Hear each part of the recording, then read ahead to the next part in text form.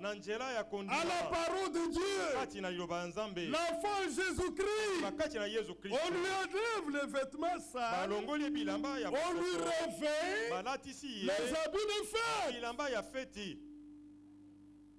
Est-ce que c'est clair ça? Oui, c'est très important. Comment allez-vous entrer là-bas si vous n'en avez pas? Ce n'est pas possible. Mais le verset, un autre verset d'Apocalypse 10, dit, heureux les invités à la fête du mariage de l'agneau. J'ai une invitation ici que le couple m'a envoyé. C'est une invitation écrite. Si vous lisez, il y a un message dedans. Que tel et tel vont se marier à tel endroit. Et le mariage religieux aura lieu à tel endroit. Et la fête aura lieu à tel endroit. Les places sont déjà réservées. Venez, venez. Alors, j'ai une invitation. Je suis libre d'accepter ou ne pas accepter l'invitation. Si je refuse de répondre, je ne prendrai pas part à la fête. Je ne mangerai pas ce qu'ils ont préparé. Je ne me réjouirai pas avec eux. Parce que j'ai refusé de répondre à l'invitation. Dieu, c'est la même chose. Dans chaque âge, il a envoyé une invitation. C'est le message de votre âge là, qui est l'invitation de Dieu à la fête du mariage de l'agneau. Vous êtes libre de croire ou de ne pas croire. Mais si vous ne croyez pas, vous n'obéirez pas. Et si vous n'obéissez pas, vous ne prendrez pas part à la fête du mariage de l'agneau au ciel. Est-ce que vous comprenez? C'est lui qui croit, obéira. C'est lui qui n'obéit pas, prouve qu'il n'a pas cru. Parce que la foi marche avec l'obéissance. L'incrédulité marche avec la désobéissance. Et je vous informe que n'entreront au ciel que ceux qui obéissent à la foi, ceux qui obéissent à la parole de Dieu. Votre obéissance à votre logique, votre manière propre de faire les choses, ça n'engage pas Dieu. Ça c'est vous, c'est votre chemin. Ce n'est pas le chemin de Dieu. Et vous récolterez ce que vous aurez semé dans votre chemin. Mais Dieu a son chemin. Il a son chemin avec ses rachetés. Est-ce que vous comprenez ça? Alors heureux ceux qui sont invités au festin des noces de l'agneau. Remarquez, qu'allons-y ici avec Bibiche. Je leur ai demandé, vous là, vous avez invité combien de gens? 350 personnes. Dedans, il y a des amis, il y a des collègues, il y a des familles, il y a des connaissances, ainsi de suite. N'est-ce pas? La famille de l'homme, la famille de la femme, les frères et sœurs en Christ, ils ont été invités. Par l'invitation, vous êtes honorés, n'est-ce pas? Hein? Mais si vous n'avez pas reçu l'invitation, ne dites pas qu'ils ne vous aiment pas. Hein? Non, ne dites pas ça. De toutes les façons, on ne peut pas inviter tout le monde à une fête. Non, pas tout le monde quand même. Hein. Il y en a qui devraient, qui doivent ne pas être invités. Mais regardez, en ce qui concerne l'invitation au festin des noces de l'agneau, il n'y a que l'épouse seule qui est invitée. Il n'y a pas un cousin de l'épouse ou une connaissance de l'épouse. Il n'y a de place que pour l'épouse seule. Mais l'épouse doit se préparer. Vous savez, il y a une chose difficile. Comme il se marie là, La femme voudrait consommer son mariage, l'homme aussi. Il y a des jours, je lui demandais si tu l'aimes, tu l'aimes.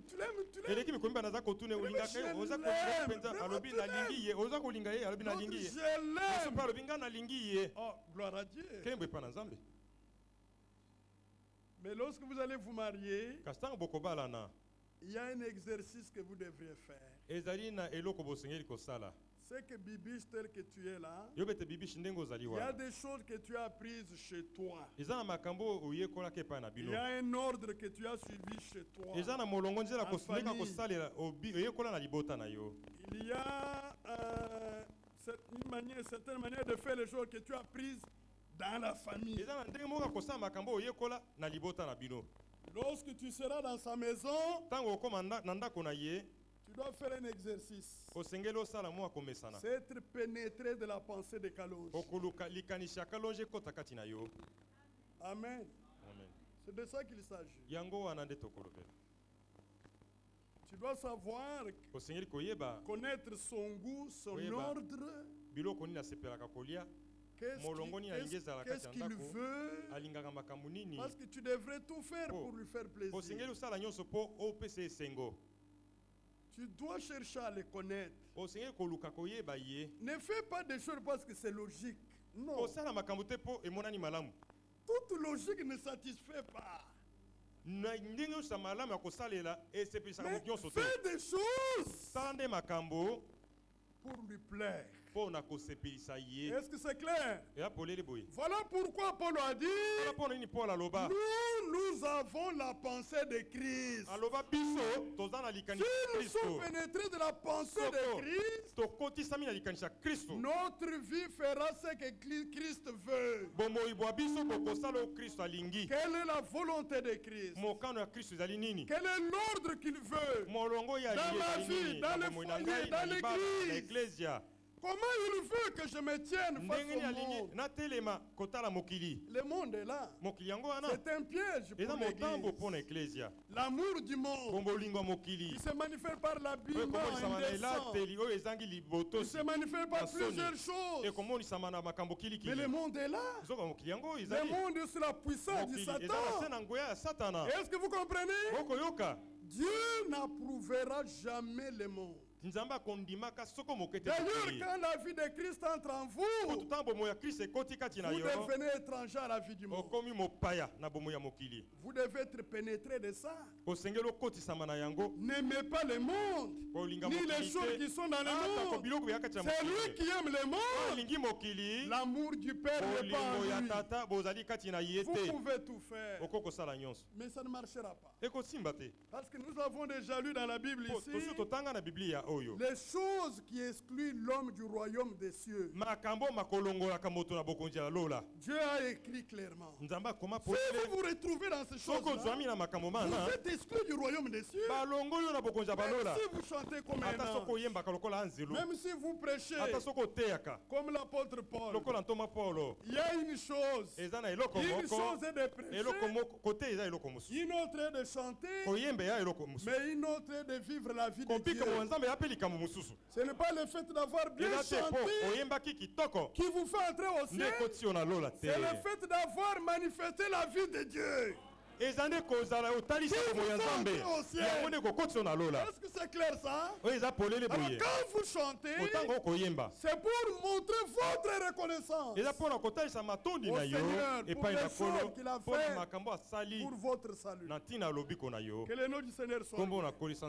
Alors nous devons être pénétrés de la pensée de Christ. Quelle est la volonté de Dieu à l'égard des dénominations? Les églises dénominationnelles telles que vous les voyez là ne servent pas Dieu. Parce que l'esprit qui est en elle, c'est un esprit de prostitution. Je le dis par rapport à la parole de Dieu. Ils n'ont pas suivi l'évangile des apôtres. Ils ont fait les choses selon leur théologie. Ils n'ont pas avancé avec la théologie. Bon, je suis en train de... en contact avec un ami. Quelqu'un que j'ai connu dans le quartier. Il est venu, il m'a dit ici que je fais la théologie.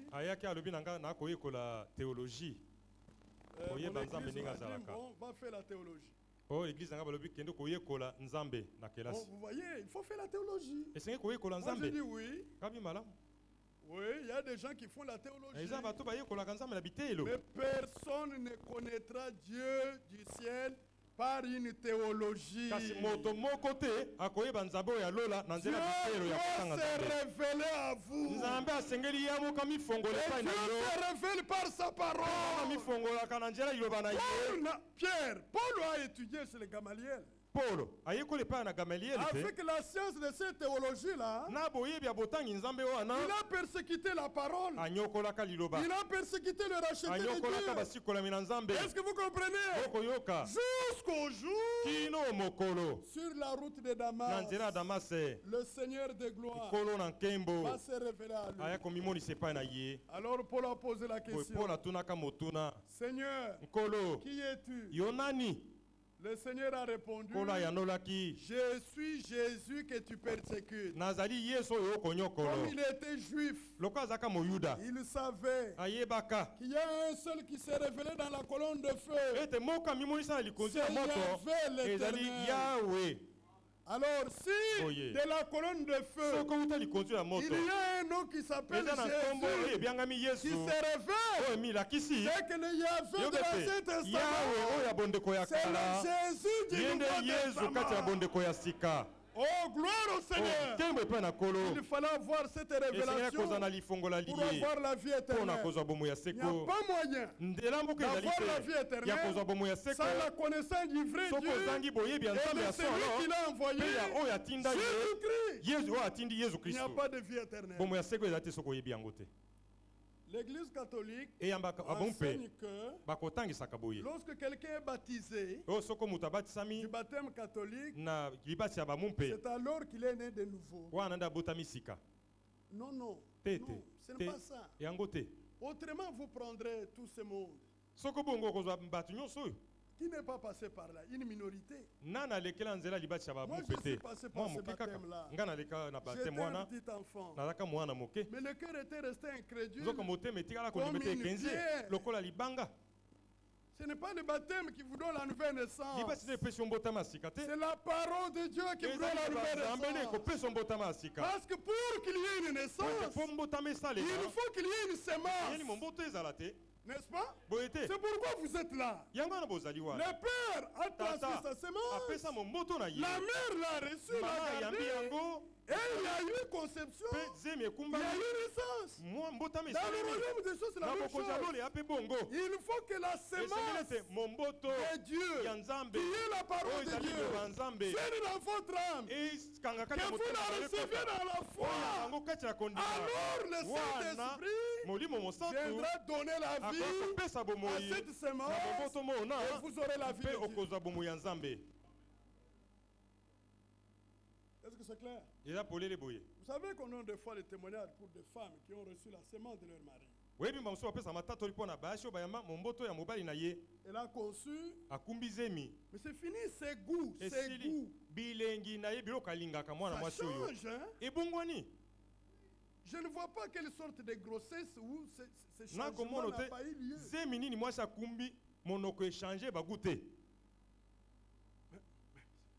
C'est compliqué. S'il y en a en tout cas, c'est compliqué. Lui est médecin, c'est un très bon médecin. Il peut connaître plus dans ce domaine que nous. Mais lorsque la semence entre dans une femme, c'est une autre vie qui entre. Il y aura des manifestations, il y aura des vomissements. Elle aimait le beignet, maintenant c'est plus le beignet. Je connais une jeune sœur ici. À sa première grossesse, j'étais habitué avec elle.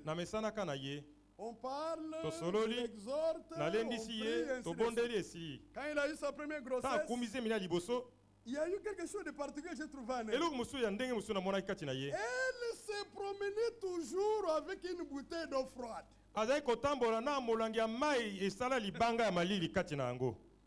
Elle met même dans son sac.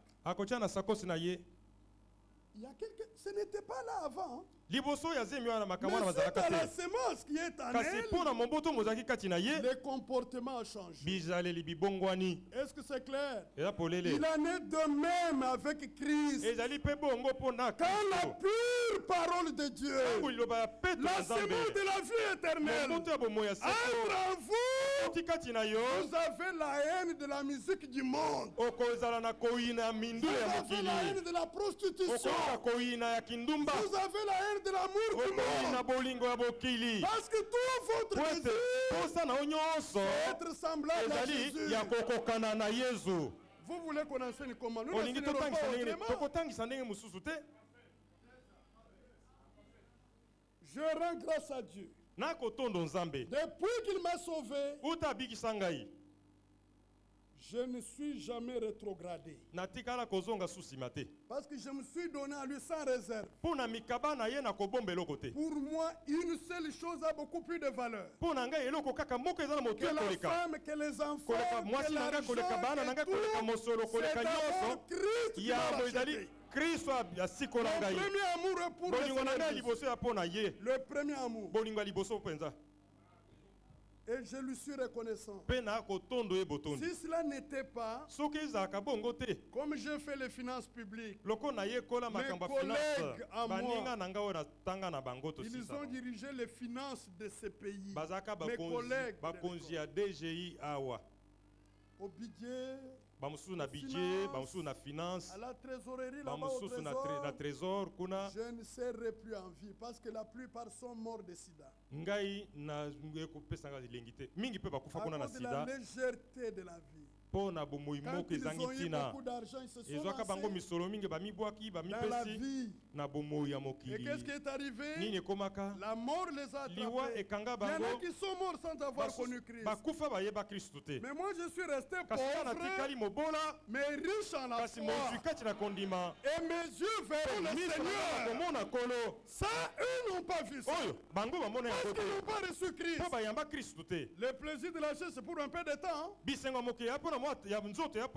Pour un peu de temps. Quand vous grandissez, même les désirs, tous ces désirs partent d'eux-mêmes. Vous n'aurez plus envie à ces choses pour lesquelles vous montrez trop de passion. Non, laissez que Jésus vous délivre. Parce qu'il le fait encore aujourd'hui.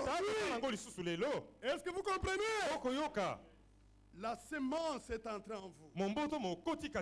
Et cette semence a une vie. Ce n'est pas la vie de votre église. C'est la vie de Dieu qui est dans la parole de Dieu. Pour marcher comme enfant de Dieu. Rendre témoignage sur cette terre que vous êtes sortis de Dieu. Vous retournerez à Dieu. Bien-aimé dans le Seigneur, dans chaque âge, il y a une invitation qui a été envoyée pour venir à la fête du salut, la fête du mariage de l'agneau.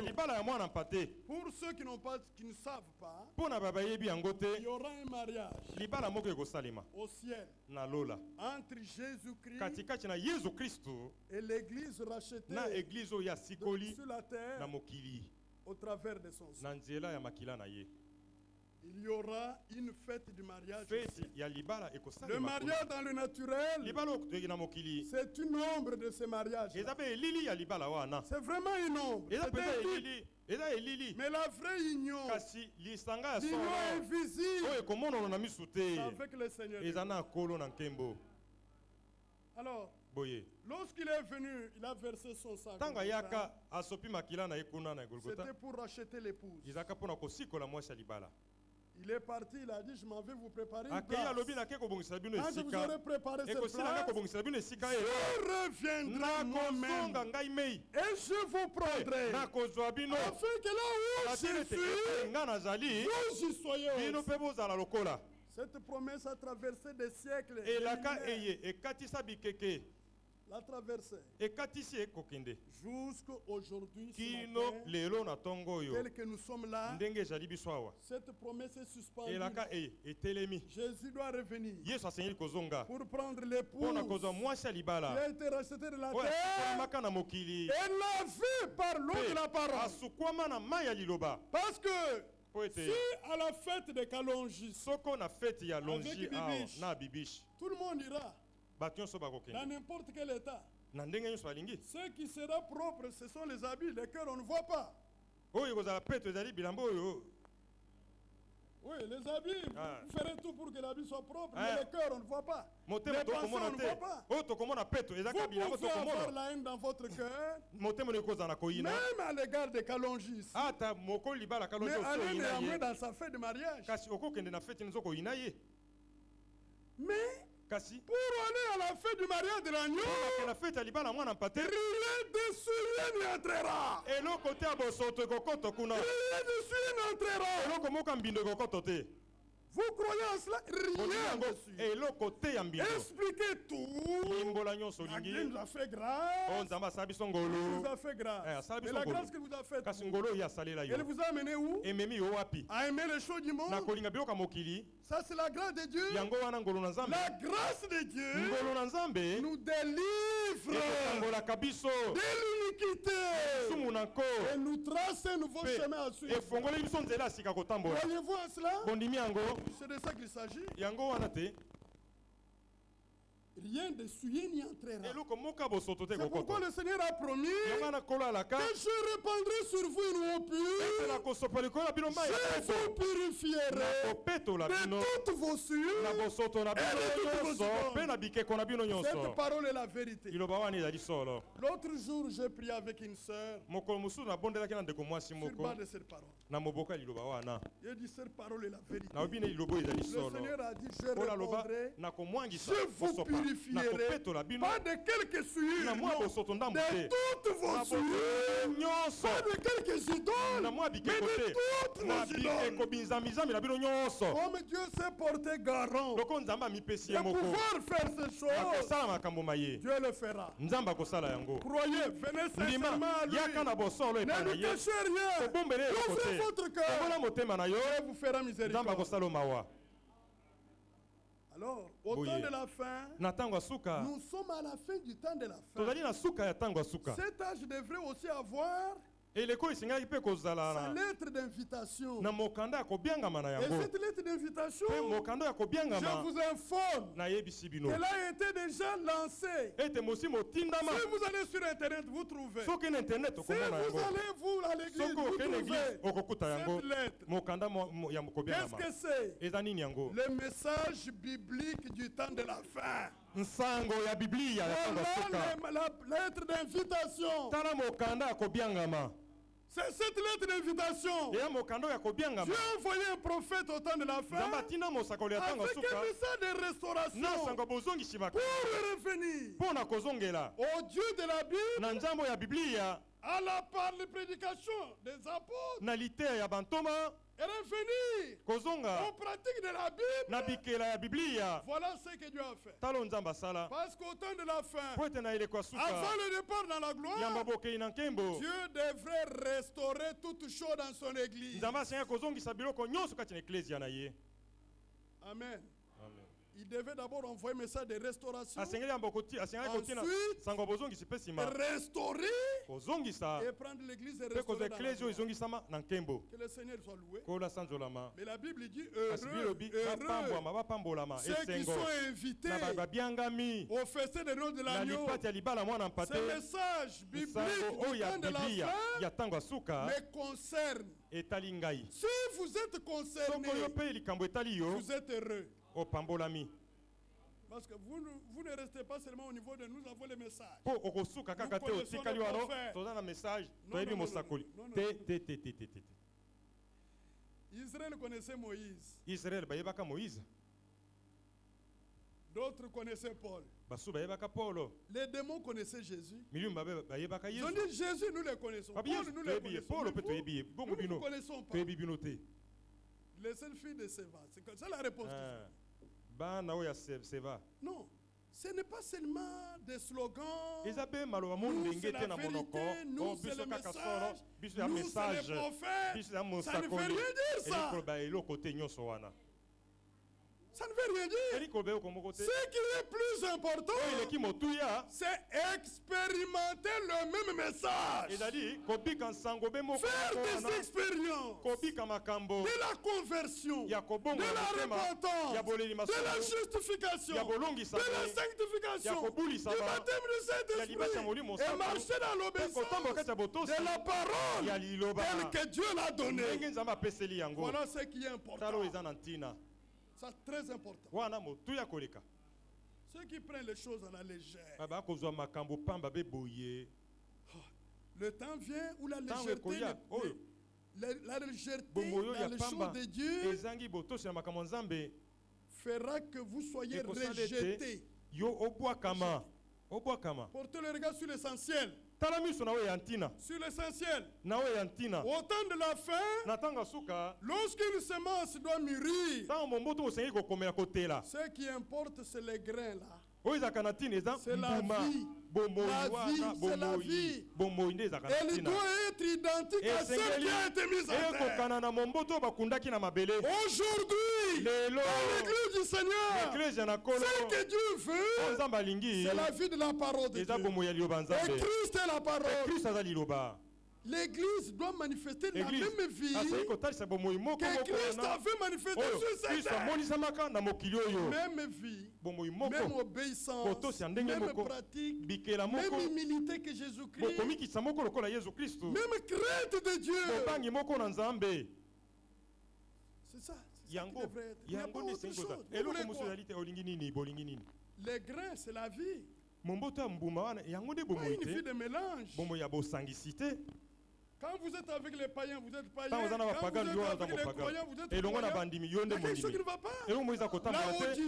Laodicée, cet âge hybride, un âge tiède. On ne sait pas, on ne connaît pas la couleur de la personne. Tantôt il est spirituel, tantôt il est charmé. Alors quelle est votre couleur, vous là? Quelle est la couleur que vous montrez?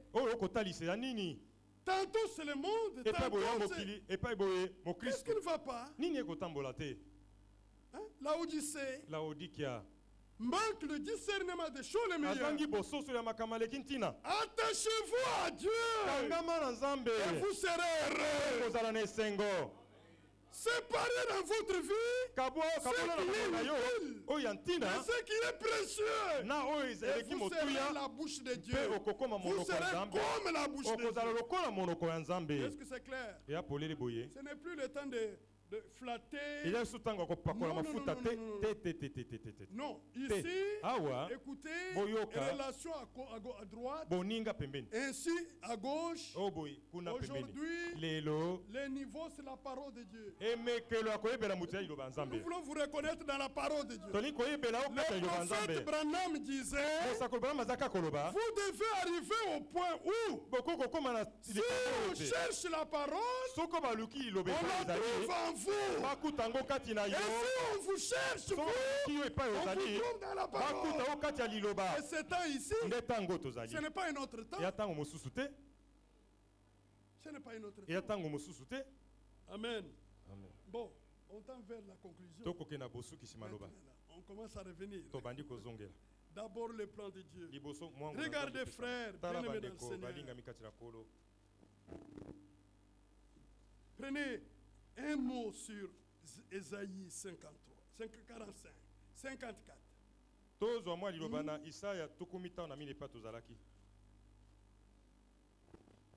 Nous voulons voir les fruits de la semence qui a été plantée en vous.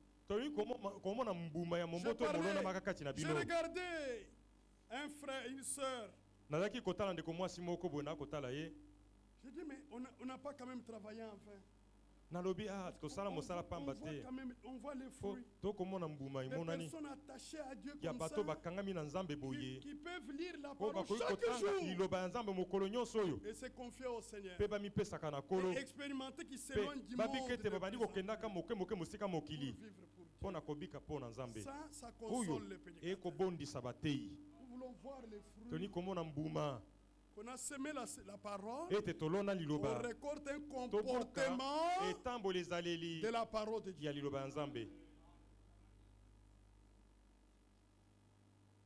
La paille, la tige, paille, tige, fleur, balle. Nzete, moi lititi, fololo, la vie est passée par là. La vie est passée. Mais vous n'allez pas récolter la vie. Les feuilles mortes, là-bas, il n'y en a pas. Non, non, non. Toute la vie. Bombo nyonso mobimba oyo elekelaka na nzete eleki na bankasa eleki na poso ya mbuma esengeli bombo nyonso ekosukela wapi na mbuma yango membre de l'épouse de Jésus-Christ, la vie de la parole doit être concentrée dans l'épouse de Jésus-Christ. Parce que le fils mâle qui sera enfanté est identique au fils premier. Ça ne peut pas être autrement. Que le nom du Seigneur soit loué. 54. Isaïe 54. Verset 5 nous révèle que l'Éternel, le Dieu d'Israël, portait aussi l'attribut de l'époux. Israël était l'épouse de l'Éternel.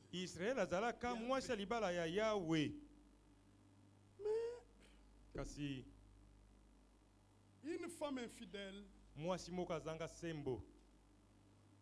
elle a brisé le vœu de fidélité avec son mari.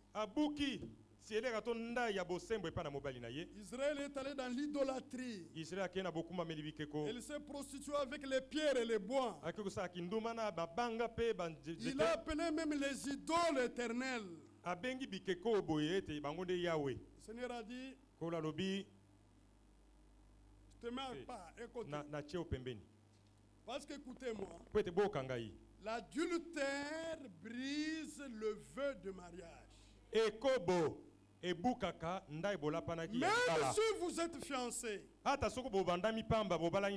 vous vivez avec d'autres hommes avant le mariage, bongo yo fiancé obiki bomo na baba mibali mususu posala libala cet acte-là brise le vœu qui est entre vous. À moins qu'il y ait la repentance et que l'homme vous pardonne et vous fasse encore grâce. Est-ce que c'est clair?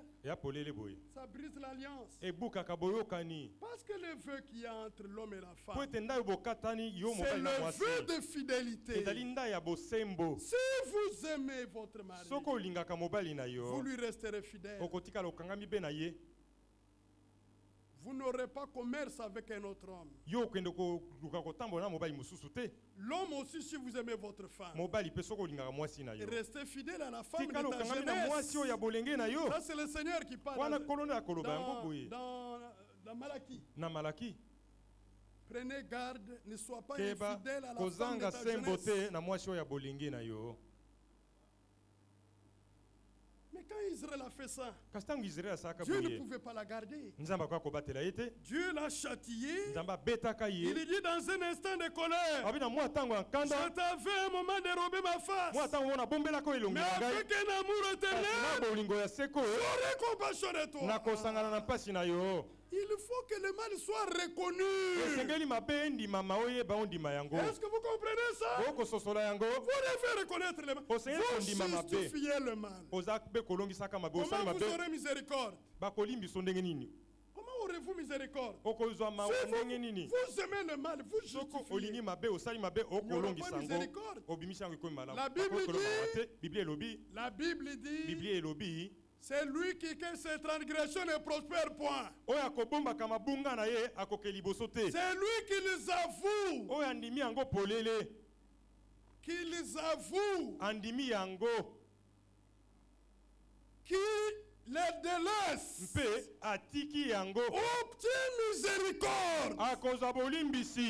Quand le Seigneur parle de ça, c'est qu'il voyait Israël revenir dans l'humiliation reconnaître son péché, implorer la miséricorde. Comme Dieu est riche en miséricorde, Dieu lui promet la miséricorde.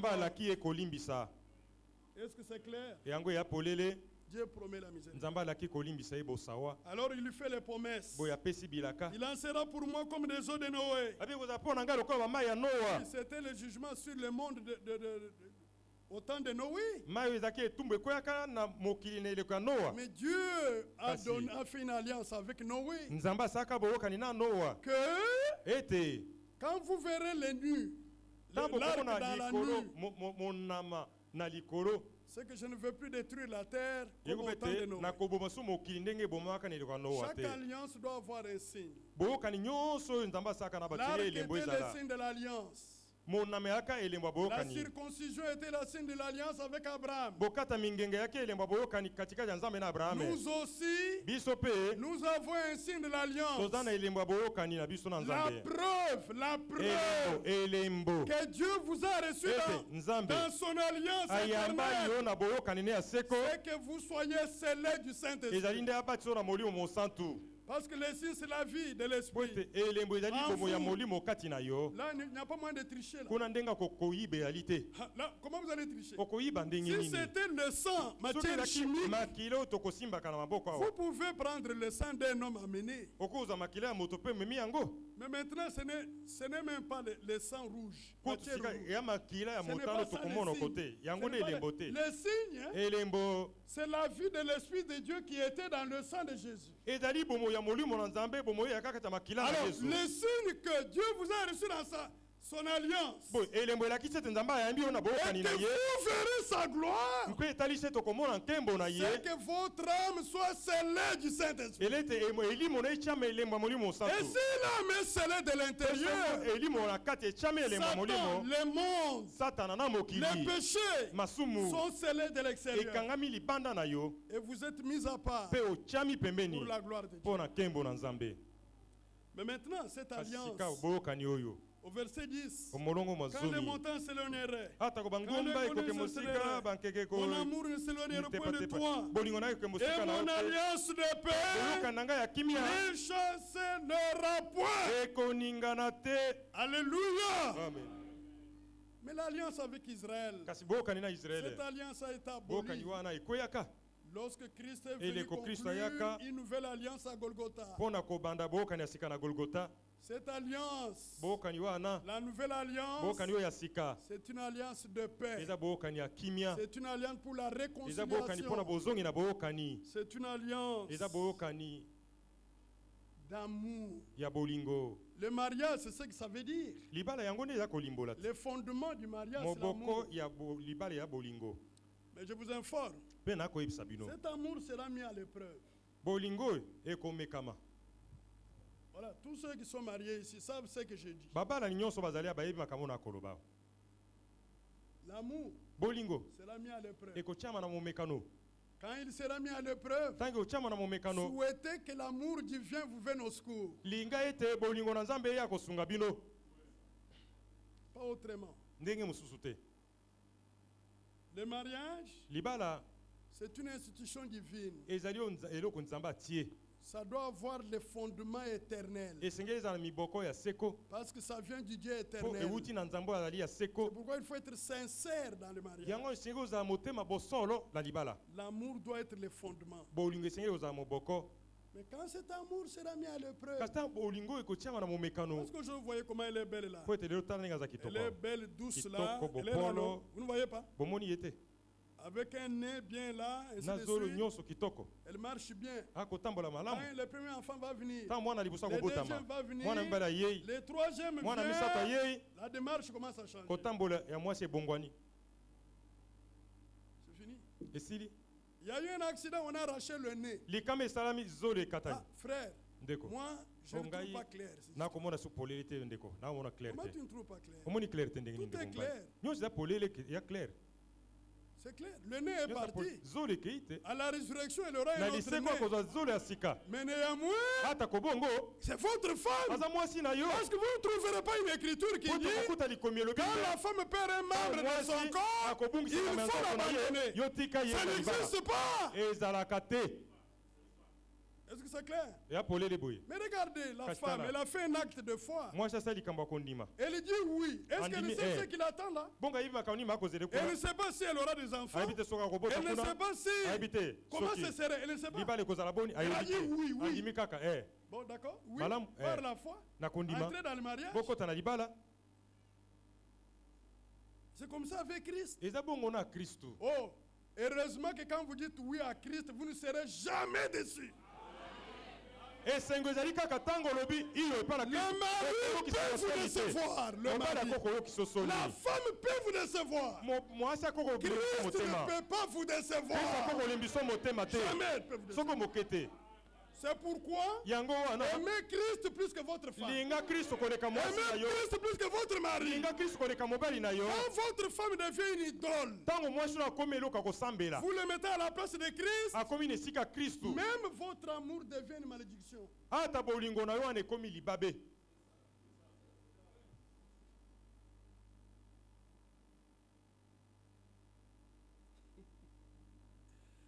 On va terminer, il fait chaud.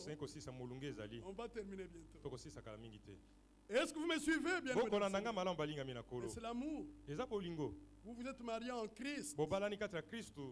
Faites confiance au Seigneur. Le mariage est une alliance. C'est une alliance.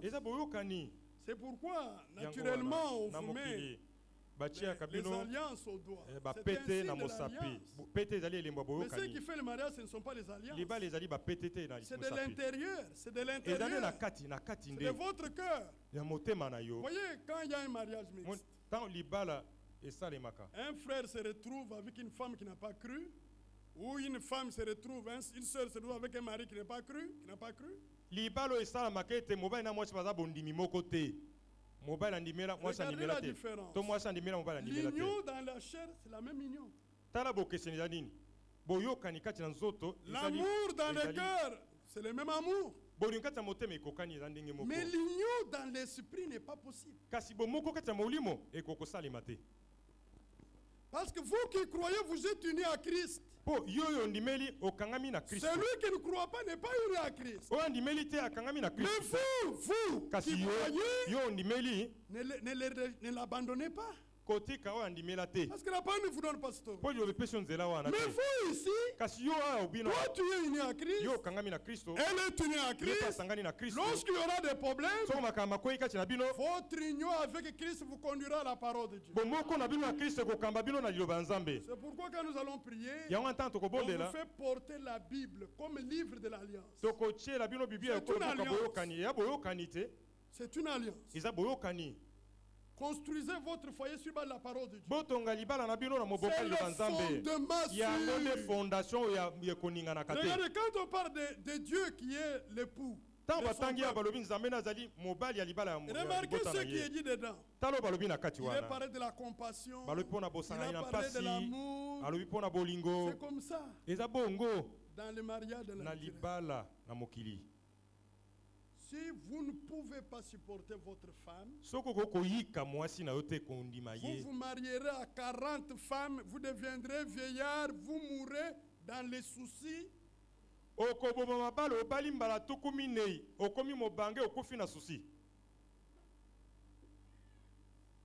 Vous me suivez ou vous ne suivez pas? Supportez-vous par amour. Par amour. Satan a attaqué les couples qui étaient dans le jardin d'Éden qui n'avaient pas encore péché devant Dieu. Mais vous qui êtes venus après le péché, Satan vous laissera tranquille. Satan combattra toujours. Mais loué soit le Seigneur. La victoire de Golgotha, c'est notre victoire. Dans toute notre vie, c'est la même victoire. Et nous sommes plus que vainqueurs par celui qui nous a aimés. Amen. Bon, très bien. Toi là, tu seras déclaré marié aujourd'hui.